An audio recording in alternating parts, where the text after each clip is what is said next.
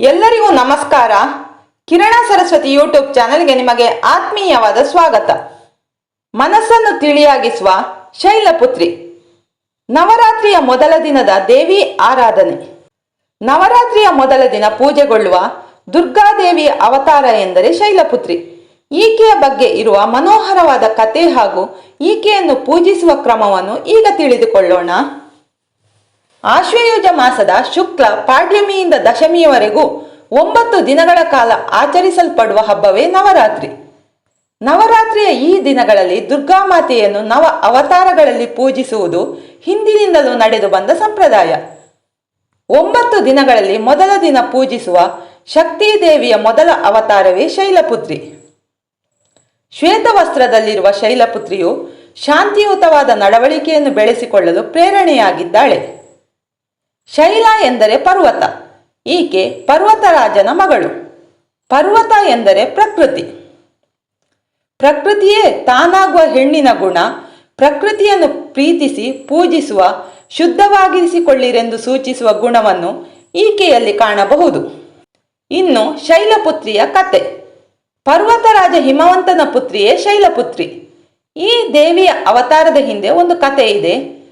ಪ್ರಜಾಪತಿ ಬ್ರಹ್ಮನ ಮಗನಾದ ದಕ್ಷ ತನ್ನ 27 ಪುತ್ರಿಯರನ್ನು ಚಂದ್ರನಿಗೆ ಮದುವೆ ಮಾಡಿಕೊಟ್ಟಿದ್ದ. ಉಳಿದವರಲ್ಲಿ ಒಬ್ಬಳಾದ ದಾಕ್ಷಾಯಣಿ ಶಿವನನ್ನು ಪ್ರೀತಿಸಿ ವರಿಸಿದಳು. ದಕ್ಷ ಮಹಾರಾಜನಿಗೆ ಅಳಿಯ ಶಿವನನ್ನು ಕಂಡರೆ ಆಗುತ್ತಿರಲಿಲ್ಲ. ಸ್ಮಶಾನದಲ್ಲಿ ವಾಸ ಮಾಡುವ, ಕುತ್ತಿಗೆಯಲ್ಲಿ ನಾಗರಹಾವನ್ನು ಸುತ್ತಿಕೊಂಡಿರುವ, ಶಿವನಿಗಿಂತ ಚೆಲುವೆಯಾಗಿರುವ ತನ್ನ ಮಗಳಿಗೆ ಉತ್ತಮ ವರ ಸಿಗುತ್ತಿದ್ದ ಎಂದು ಹೇಳಿಕೊಳ್ಳುತ್ತಿದ್ದ. ಪ್ರಜಾಪತಿ ಬ್ರಹ್ಮನು ಆಯೋಜಿಸಿದ್ದ ಒಂದು ಯಜ್ಞ ವೇದಿಕೆಯಲ್ಲಿ ಶಿವನು ಅಧ್ಯಕ್ಷನಾಗಿದ್ದ. ಅಲ್ಲಿಗೆ ದಕ್ಷ ಆಗಮಿಸಿದ. ಆಗ ಬ್ರಹ್ಮ ಮತ್ತು ಶಿವ ಬಿಟ್ಟು ಉಳಿದವರೆಲ್ಲರೂ ಎದ್ದು ನಿಂತು ಗೌರವ ಸೂಚಿಸಿದರು. ಇದರಿಂದ ದಕ್ಷ ಕೆರಳಿದ. ಶಿವ ಬೇಕೆಂದೇ ತನಗೆ ಗೌರವ ನೀಡದೆ ಅವಮಾನಿಸಿದ ಎಂದು ಕೆಂಡವಾದ. ಇದಕ್ಕೆ ಪ್ರತೀಕಾರವೆಂಬಂತೆ ದಕ್ಷನು ಶಿವನಿಗೆ ಅವಮಾನ ಮಾಡಬೇಕೆಂದು ಇನ್ನೊಂದು ಯಜ್ಞವನ್ನು ಆಯೋಜಿಸಿದ.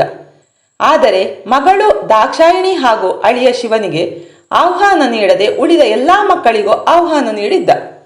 ತಂದೆಯು ಯಾಗವನ್ನು ಆಯೋಜಿಸಿರುವುದನ್ನು ತಿಳಿದ ದಾಕ್ಷಾಯಿಣಿ ಶಿವನೊಂದಿಗೆ ಈ ಕಾರ್ಯಕ್ರಮದಲ್ಲಿ ಭಾಗವಹಿಸೋಣ ಎಂದು ಒತ್ತಾಯಿಸಿದಳು. ಆದರೆ ಶಿವ ಆಹ್ವಾನವಿಲ್ಲದೆ ಹೋಗುವುದು ಸರಿಯಲ್ಲ ಎನ್ನುತ್ತಾನೆ. ತಂದೆಯ ಮನೆಗೆ ಹೋಗಲು ನನಗೆ ಆಹ್ವಾನ ಬೇಕಾಗಿಲ್ಲ ಎಂದು ವಾದಿಸಿದ ದಾಕ್ಷಾಯಿಣಿ ಶಿವನು ಜೊತೆಗಿಲ್ಲದೆ ದಕ್ಷ ಯಜ್ಞಕ್ಕೆ ಹೋಗುತ್ತಾಳೆ. ಆದರೆ ದಕ್ಷನು ಯಾಗಕ್ಕೆ ಬಂದ ಮಗಳನ್ನು ನೋಡಿಯೂ ನೋಡದಂತೆ ಮಾಡಿ, ಉಳಿದವರು ಈಕೆಯನ್ನು ನಿರ್ಲಕ್ಷಿಸುವಂತೆ ಮಾಡಿ ಅವಮಾನಿಸುತ್ತಾನೆ. ಶಿವನನ್ನು ಅವಮಾನಿಸುವ ಕ್ರಿಯೆಯನ್ನು ಯಜ್ಞದಲ್ಲಿ ಮಾಡುತ್ತಾನೆ. ಎಲ್ಲರ ಮುಂದೆ ಪತಿಗೆ ಆದ ಅವಮಾನವನ್ನು ಸಹಿಸದ ದಾಕ್ಷಾಯಿಣಿಯು ಮುಂದಿದ್ದ ಯಜ್ಞಕುಂಡಕ್ಕೆ ಹಾರಿ ಪ್ರಾಣತ್ಯಾಗ ಮಾಡುತ್ತಾಳೆ. ಹೀಗೆ ತನ್ನ ಶರೀರವನ್ನು ಭಸ್ಮವಾಗಿಸಿದ ದಾಕ್ಷಾಯಿಣಿ ಮುಂದಿನ ಜನ್ಮದಲ್ಲಿ ಹಿಮವಂತನ ಪುತ್ರಿಯಾಗಿ ಜನಿಸುತ್ತಾಳೆ. ಇವಳೇ ಶೈಲಪುತ್ರಿ. ಮತ್ತೆ ಶಿವನ ಮಡದಿ ಸತಿಯಾಗಿ ಹೆಸರು ಪಡೆಯುತ್ತಾಳೆ. ಮದುವೆಯಾದ ಬಳಿಕ ಶಿವ ಪತ್ನಿಗೆ ವರ್ಷದಲ್ಲಿ 10 ದಿನ ಮಾತ್ರ ತವರು ಮನೆಗೆ ತೆರಳಲು ಅನುಮತಿ ನೀಡುತ್ತಾನೆ. ಅದರಂತೆ ಈಗಲೂ ದಸರಾ ಸಮಯದಲ್ಲಿ ಮದುವೆಯಾದ ಹೆಣ್ಣು ಮಕ್ಕಳನ್ನು ತವರಿಗೆ ಆಮಂತ್ರಿಸಿ ಗೌರವಿಸುವ ಸಂಪ್ರದಾಯವಿದೆ. ಶೈಲಪುತ್ರಿಯ ಸ್ವರೂಪ ಚಿಂತನೆ. ಶೈಲಪುತ್ರಿಯನ್ನು ಆದಿಶಕ್ತಿ ಎಂದು ಗುರುತಿಸಲಾಗುತ್ತದೆ.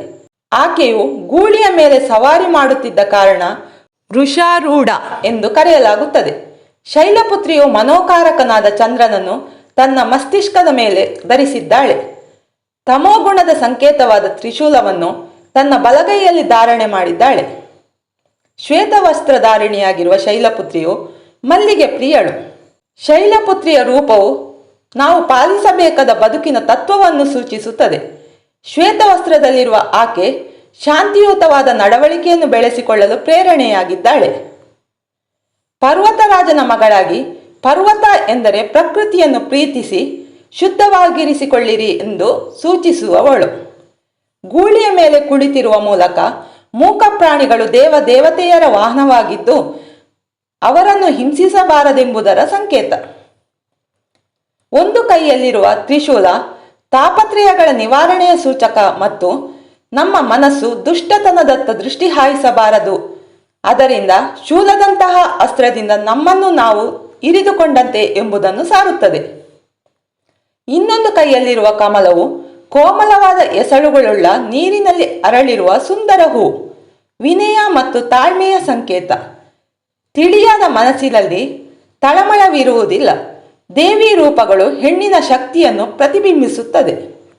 ಉಪನಿಷತ್ತಿನ ಪ್ರಕಾರ ಶೈಲಪುತ್ರಿಯು ದೇವತೆಗಳ ಮನೋಭಾವನೆಯನ್ನು ನಿಯಂತ್ರಿಸುತ್ತಾಳೆ. ಇದರಿಂದ ಇಂದ್ರಾದಿ ದೇವತೆಗಳು ಆಕೆಯ ಮುಂದೆ ಶರಣಾಗುತ್ತಾರೆ. ದೇವಿ ಶೈಲಪುತ್ರಿ ಸಹನೆಯ ಪ್ರತೀಕಳಾಗಿದ್ದಾಳೆ. ಮೂಲಾಧಾರ ಚಕ್ರದಲ್ಲಿ ಯೋಗಿನಿಯಾಗಿ ನೆಲೆಸಿದ್ದಾಳೆ. ಮೂಲಾಧಾರ ಚಕ್ರವು ಬೆನ್ನು ಹುರಿಯ ಕೆಳಗಿದ್ದು ಸುಪ್ತ ಚೈತನ್ಯದ ಮೂಲ ಬಿಂದುವಾಗಿದ್ದು ಕುಂಡಲಿನಿ ಶಕ್ತಿಯ ಜಾಗೃತ ಸ್ಥಾನವಾಗಿದೆ. ಶೈಲಪುತ್ರಿಯ ಪೂಜೆ ಮಾಡುವುದು ಹೇಗೆ ನೋಡೋಣ. ನವರಾತ್ರಿ ಪೂಜೆಯ ಸಂದರ್ಭದಲ್ಲಿ ಯೋಗ ಸಾಧಕರು ನವರಾತ್ರಿಯ ಮೊದಲ ದಿನ ಮೂಲಾಧಾರ ಚಕ್ರದ ಮೇಲೆ ಗಮನವಿಟ್ಟು ಧ್ಯಾನ ಮಾಡುತ್ತಾರೆ. ಆಧ್ಯಾತ್ಮ ಸಾಧನಾ ಕ್ರಮದಲ್ಲಿ ಮೊದಲ ಹೆಜ್ಜೆ. ಯಾರ ಮನಸ್ಸು ಚಂಚಲ ಸ್ವಭಾವದ್ದಾಗಿರುತ್ತದೋ, ಯಾರು ಮನಸ್ಸಿನ ಮೇಲೆ ನಿಯಂತ್ರಣ ಸಾಧಿಸಲು ಬಯಸುತ್ತಾರೋ ಅಂತಹವರು ಶೈಲಪುತ್ರಿಯ ಆರಾಧನೆ ಮಾಡಬೇಕು. ಶೈಲಪುತ್ರಿಯ ಆರಾಧನೆಯಿಂದ ಸಾಧಕನಿಗೆ ಬಲ, ಶೌರ್ಯ ಮತ್ತು ಇಂದ್ರಿಯ ನಿಗ್ರಹ ಶಕ್ತಿ ಬರುತ್ತದೆ. ನವರಾತ್ರಿಯ ಮೊದಲ ದಿನ ಶೈಲಪುತ್ರಿಗೆ ಮಲ್ಲಿಗೆಯಿಂದ ಅರ್ಚಿಸಿ ಗಣೇಶ ವಂದನೆಯ ನಂತರ ಷೋಡಶೋಪಚಾರ ಪೂಜೆಯನ್ನು ಈ ದಿನ ಮಾಡಿ ಆರತಿಯೊಂದಿಗೆ ಪೂಜೆಯನ್ನು ಮುಕ್ತಾಯಗೊಳಿಸಿ ನಮ್ಮ ಇಷ್ಟಾರ್ಥಗಳನ್ನು ಈಡೇರಿಸುವಂತೆ ಆದಿಶಕ್ತಿಯನ್ನು ಬೇಡಿಕೊಳ್ಳೋಣ. ನವರಾತ್ರಿಯ ಮೊದಲ ದಿನ ಹಳದಿ ಬಣ್ಣಕ್ಕೆ ಪ್ರೇರಣೆಯಾಗಿರುವುದರಿಂದ ಈ ದಿನ ಸರಳವಾಗಿರುವ ಹಳದಿ ಬಟ್ಟೆಯನ್ನು ಧರಿಸಿದರೆ ಉತ್ತಮ. ಈ ಎಲ್ಲ ಮಾಹಿತಿಗಳು ನಿಮಗೆ ಇಷ್ಟವಾದರೆ ವಿಡಿಯೋವನ್ನು ಲೈಕ್ ಮಾಡಿ, ಶೇರ್ ಮಾಡಿ ಮತ್ತು ಕಮೆಂಟ್ ಮಾಡಿ. ನೀವಿನ್ನೂ ನಮ್ಮ ಚಾನಲನ್ನು ಸಬ್ಸ್ಕ್ರೈಬ್ ಆಗಿಲ್ಲ ಎಂದಾದರೆ ದಯವಿಟ್ಟು ಸಬ್ಸ್ಕ್ರೈಬ್ ಆಗಿ ಬೆಂಬಲ ನೀಡಿ. ಧನ್ಯವಾದಗಳು.